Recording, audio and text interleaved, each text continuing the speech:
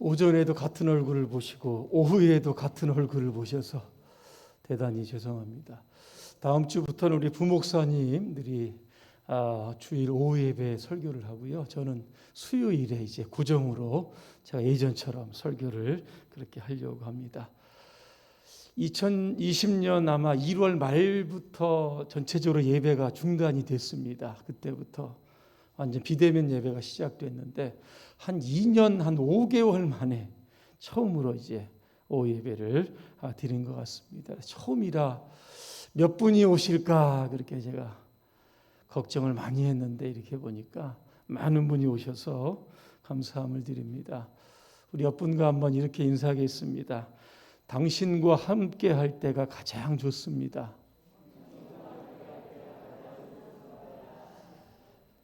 릭 호이트 태어날 때부터 뇌성마비, 언어장애입니다.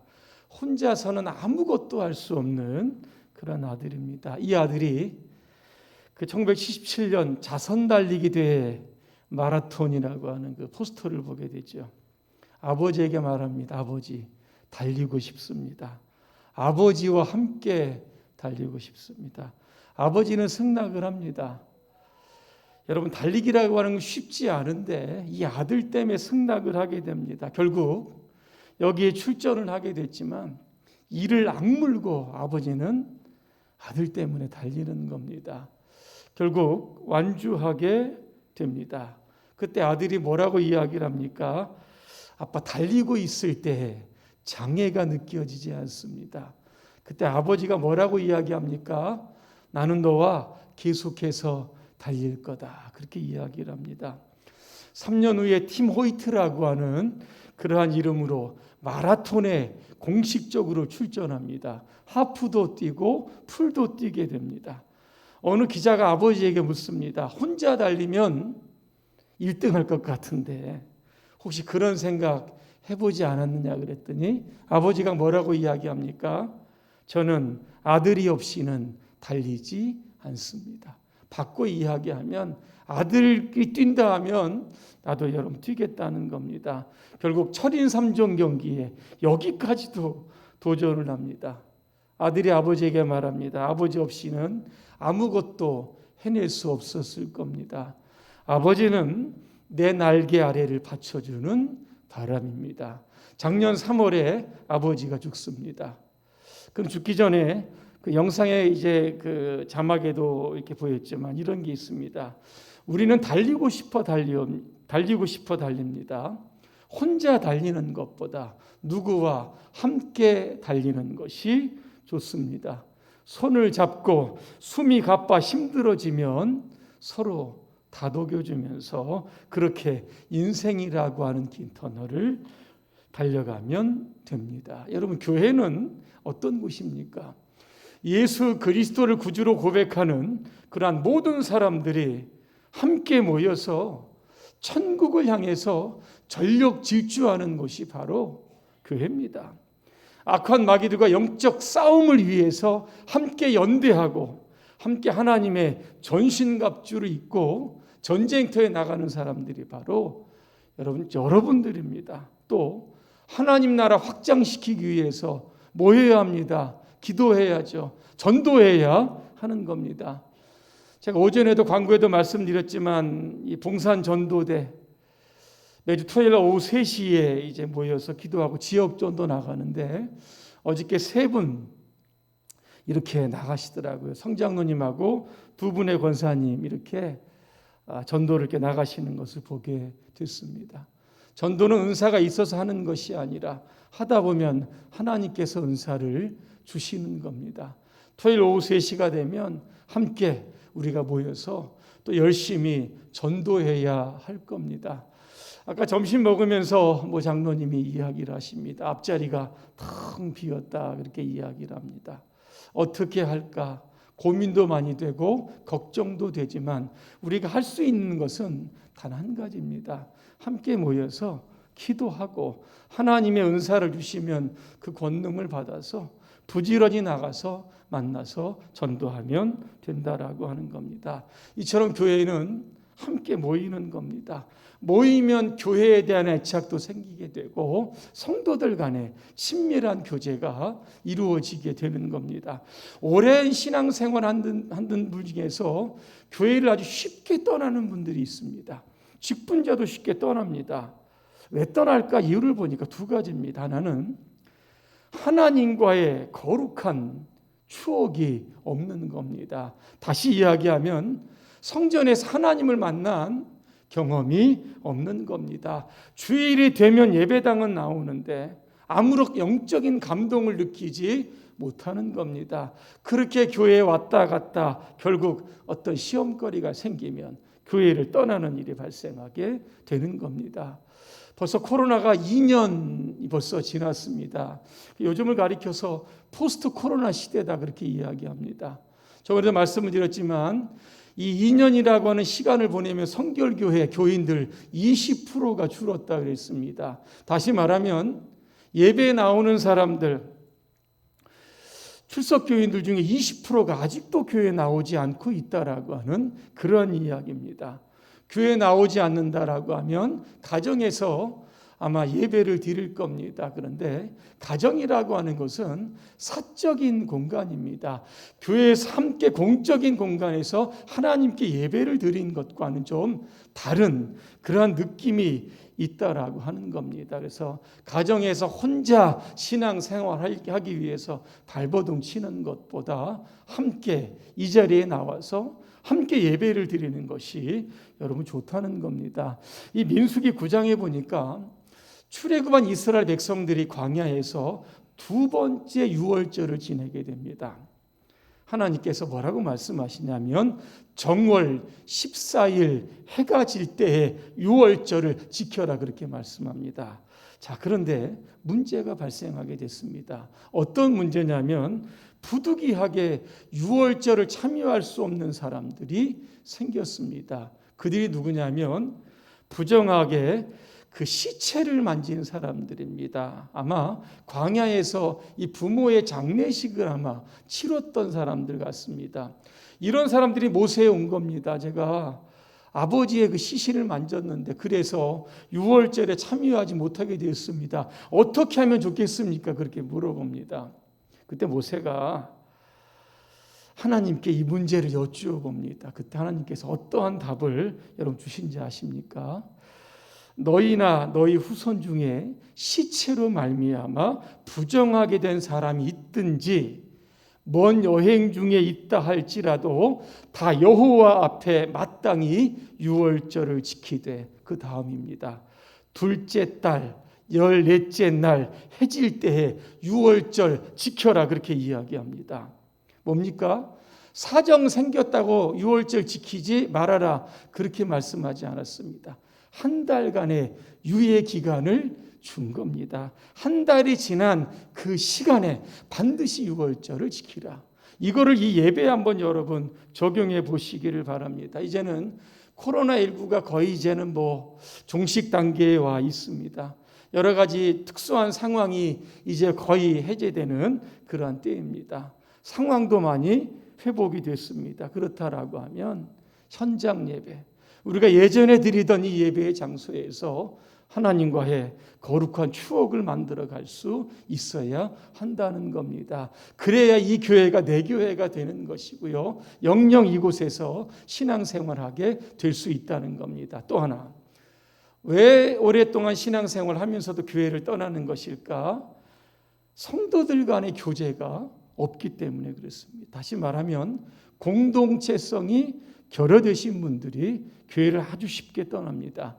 미국의 한 선교사가 아프리카로 이렇게 들어가게 됩니다. 그랬더니 여인들이 저 우물터에 가서 물동이를 이고 이렇게 오는 겁니다. 얼마나 힘드는지 이 선교사가 이 선교 지역에 꼭 필요한 것이 수도시설이다 그렇게 생각을 해서 마을 중턱에 있는 물을 이렇게 수도관을 연결해서 각 집에다 수도시설을 그렇게 해주었다고 합니다.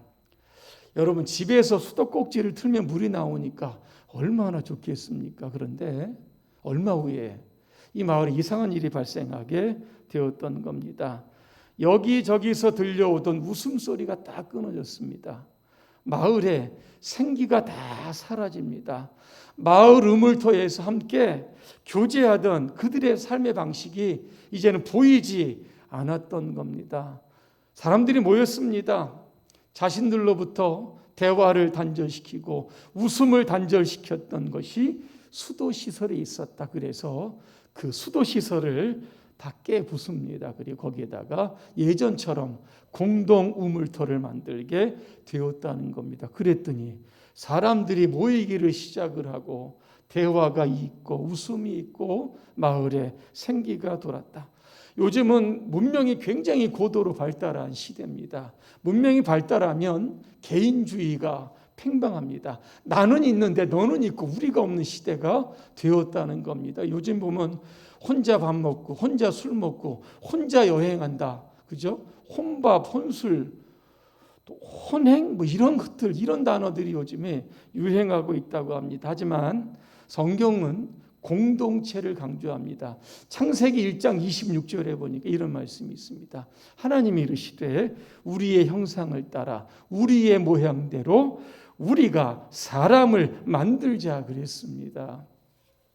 사람의 창조는 삼위일체 하나님의 이 공동의 작품이다라고 하는 겁니다. 그래서 이 교회 안에는 이런 삼위일체의 이 연합의 정신이 깃들여져 있는 겁니다. 그래서 교회는 함께해야 하는 겁니다. 사도행전 2장 42절입니다. 그들이 사도의 가르침을 받아 서로 교제했다. 이 교제가 바로 코이노니아 이런 뜻인데 이게 무슨 뜻이냐면 원어를 보니까 다 같이 투게더 이런 뜻을 담고 있는 겁니다. 성경에는 이 코이노니아가 두 가지 뜻입니다. 하나님과의 그런 친교, 그 사람들과의 교제 이거를 뜻하고 있는 겁니다. 오늘 44절에 보니까 믿는 사람이 다 함께 있었다. 영어 번역에 보니까 투게더라는 말이 나오고 오늘 46절에도 보니까 성전에 모이기를 힘썼다. 미투게더 이렇게 되어 있는 겁니다. 항상 함께 모였다는 겁니다. 여러분 초대교회를 이렇게 보니까 솔로로 살아갔던 사람은 아무도 없습니다. 항상 모여 있었습니다. 혼자 신앙생활하지 않고 더불어 신앙생활했다는 겁니다. 캘리포니아 가면 삼나무가 있는데 이 높이가 120m가 된다고 합니다. 아무리 커야 이 삼나무는 50m 이상을 크지 못한다고 하는데 이 가서 연구를 한번 해보니까 이런 결론이 나왔습니다. 뿌리들이 서로 얽혀 강력한 그물망을 형성했다 이겁니다. 그러니까 어지간한 바람이나 태풍이 불어도 견뎌냈던 겁니다. 그러다 보니까 이게 위로 쭉쭉 커가게 됐다는 겁니다. 이 삼나무 교훈이 주는 교훈은 무엇일까? 함께하면, 함께 연대하면 크게 성장하고 부흥하고 그것이 힘이 되고 못하는 일이 없는 강력한 공동체로 우리가 다시 거듭날 수 있다는 겁니다. AD 1세기부터 300년까지 기독교는 로마에 의해서 이런 핍박을 받은 거 아실 겁니다. 핍박을 피해서 어디로 들어갔습니까? 카타콤으로 들어갑니다. 카타콤이라고 하는 것은 무덤 사이에 이런 뜻입니다. 어느 기록에 보니까 이 로마의 카타콤이 있는데 한 10평 남짓 그 작은 공간에 400명의 그 성도들이 모여서 하나님께 예배하고 찬양하고 기도했다라고 합니다. 거기서 살다가 거기서 죽으면 거기서 그냥 안치가 되는 겁니다. 어떻게 300년이라고 하는 세월을 그것도 감옥 그 동굴에서 무덤에서 있을 수 있었을까? 이유는 간단합니다. 함께 하니까 이게 힘이 나는 겁니다. 환난도 이기고 고난도 이기고 어려움도 이기고 불편도 이겨낼 수 있었다라고 하는 겁니다. 오늘 초대교회 성도들이 함께 했을 때 어떤 일이 발생합니까? 47절에 보니까 세상으로부터 칭찬받았다고 그랬습니다. 또 하나 교회에 믿는 사람들의 숫자가 증가했다. 이런 결론을 내리고 있는 겁니다. 여러분 건강한 교회와 그렇지 않은 교회의 차이점이 무엇일까? 주님과 강력하게 연합되어 있는가? 성도들 간에 강력하게 이 친밀과 교제가 이루어지고 있는가? 이게 있다라고 하면 비록 숫자는 작을지라도 그 공동체는 아주 강력한 공동체가 될 수 있다는 겁니다. 어느 한 무디 목사님이 한 지성인을 찾아가서 교회를 좀 나오라 그렇게 신방을 갔습니다. 그랬더니 이분이 하시는 얘기가 꼭 교회에 나가야 합니까? 그냥 혼자 집에서 신앙생활하면 안 됩니까? 그렇게 물어보더랍니다. 그래서 그분이 이제 무디 목사님이 벽난로에서 잘 타고 있는 석탄 한 덩어리를 집게로 끄집어냅니다. 그러자 잘 타던 석탄이 화기가 점점 사라지면서 나중에는 연기가 나더니 시커먼 덩어리가 되었습니다. 무디 목사님은 말합니다. 보십시오. 아무리 열심히 있고 아무리 신앙이 좋아도 성도들과 연합되고 결합되지 못하면 이 꼴이 되고 맙니다. 혼자 잘 믿는다는 거 불가능합니다. 이렇게 이야기를 했다고 합니다. 여러분 신약 성경에 보니까 함께하는 원리가 무너진 교회가 있습니다. 어떤 교회냐면 고린도 교회입니다. 바울이 고린도 교회를 개척을 하고 1년 6개월 정도 있었습니다. 그리고 예배소로 갑니다. 그런데 바울이 떠난 이후에 교회 안에 분쟁이 생기고 파당이 생깁니다. 나는 그리스도파, 나는 바울파, 나는 게바파, 나는 아볼로파. 사파로가 나누어져 가지고 교인들 안에 막 서로 대적하고 싸우는 일들, 교회 안에 소송을 막 사회 법정으로 갖고 가는 일들이 비일비재했다라고 하는 겁니다. 교회가 굉장히 컸지만 하나가 되지 못하니까 교회가 이렇게 파당으로 쪼개지고 갈라지게 되었다라고 하는 겁니다. 여러분 교회는 고린도 교회처럼 서로의 약점을 들추어내서 서로 정죄하고 비판하는 교회가 돼서는 안 될 겁니다. 그러면 교회는 정상적인 교회, 건강한 교회가 되지 못합니다. 하지만 오늘 예루살렘 교회처럼 좀 부족하면 어떻습니까? 서로의 부족함을 좀 채워주면 될 겁니다. 그래서 함께 연합해서 놀라운 하나님의 부흥을 이끌었던 교회가 바로 예루살렘 교회인 줄로 믿습니다. 오늘부터 이제 주간 예배로 드립니다. 주간 예배라고 하는 단어가 아마 생소하실 겁니다.